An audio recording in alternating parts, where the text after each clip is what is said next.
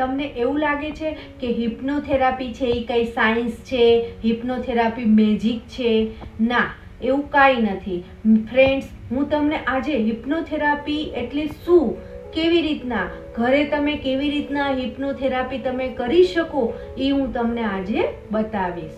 હિપ્નોથેરાપી છે એ બહુ જ ઇફેક્ટિવ થેરાપી છે.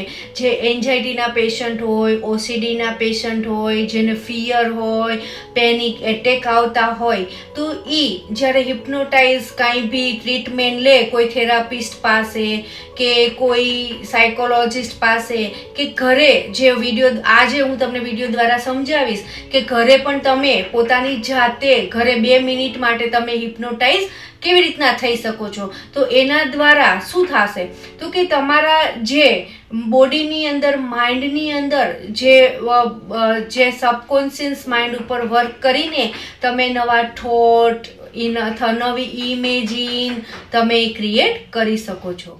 તો ફ્રેન્ડ્સ, તમે બધા રેડી થઈ જાઓ. મારી સાથે આજે ઘરે બેઠા તમે હિપ્નોથેરાપી તમે તમારી જાતે કરી શકો. તો સૌપ્રથમ શું કરવાનું છે કે ઘરની અંદર કાંઈ બી તમારે આવો એક પોઈન્ટ જે છે એ તમારે ગોતી લેવાનો છે. એટલે તમે ઘરે આવી કોઈ પણ વસ્તુ હોય, મેં આવી રીતના એક ચેન લીધો છે, તો તમે આવી કોઈ બી એક વસ્તુ ઘરે એનો એક પોઈન્ટ હોય એવી રીતના તમે ગોતી લ્યો. તો એમાં શું કરવાનું છે, પોઈન્ટ છે એની સામે, તમારી આંખની સામે તમારે 1 મિનિટ માટે આંખનું કોન્સન્ટ્રેટ છે એ ત્યાં કરવાનું છે અને ધીમે ધીમે જે છે એની ટીપ ઉપર આપણે ફોકસ કરવાનું છે 1 મિનિટ માટે.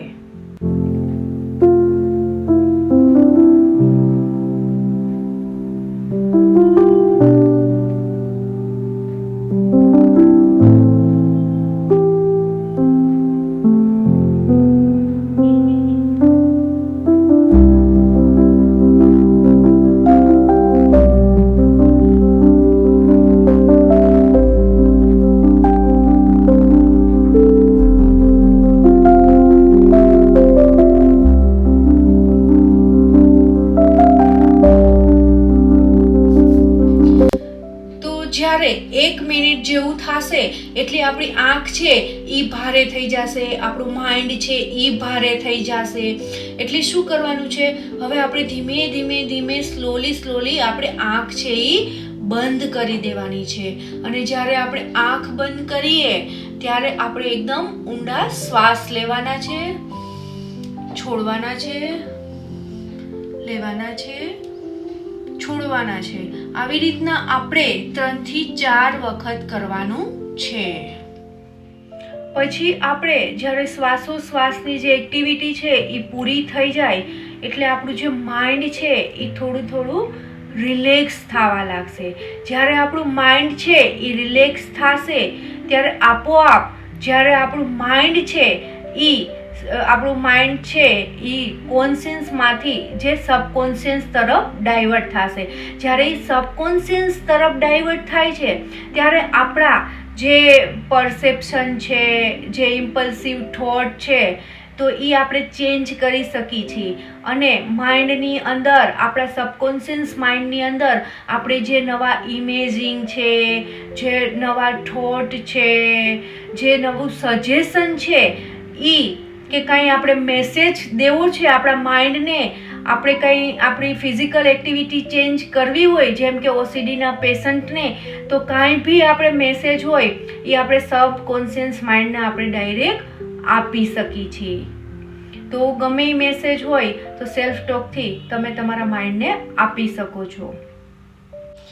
પછી જ્યારે સબકોન્શિયસ માઇન્ડ સાથે આપણે ટોક કરી છીએ, જ્યારે નવા કંઈ બી સંદેશા આપવા હોય, નવી ઇમેજ ક્રિએટ કરવી હોય, કંઈ સજેશન આપવા હોય, ત્યારે આપણે 2 મિનિટ માટે આપણે અહીંયા હોલ્ડ કરીને આપણે એમને આપી શકીએ છીએ.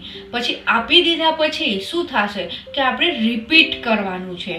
જેમ આપણે રિપીટ કરશું એટલે શું થશે કે કોઈ બી પરસેપ્શન છે, એ જે કોઈ બી થોટ છે એ શું થશે, એકદમ સ્ટ્રોંગ બનશે એટલે જ્યારે માઇન્ડની અંદર, સબકોન્શિયસ માઇન્ડની અંદર એ જ્યારે સ્ટ્રોંગ બને છે ત્યારે બોડી પાસે બી એ જ એનું વર્ક કરાવે છે કે જેથી કરીને આપણી ફિઝિકલ બોડીની અંદર જે એક્ટિવિટી છે એમાં આપણને ચેન્જ જોવા મળશે. અને જ્યારે ચેન્જ જોવા મળે છે ત્યારે આપણી જે કાંઈ બી હોય છે એ એકદમ સ્ટ્રોંગ બને છે.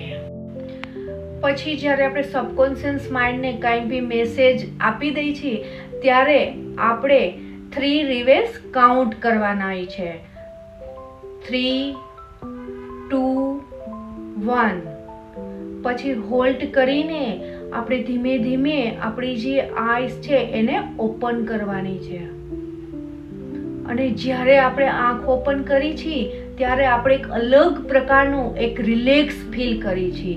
જે રિલેક્સ ફીલ કરી છીએ આપણે એને 1 મિનિટ માટે એન્જોય કરવાનું છે.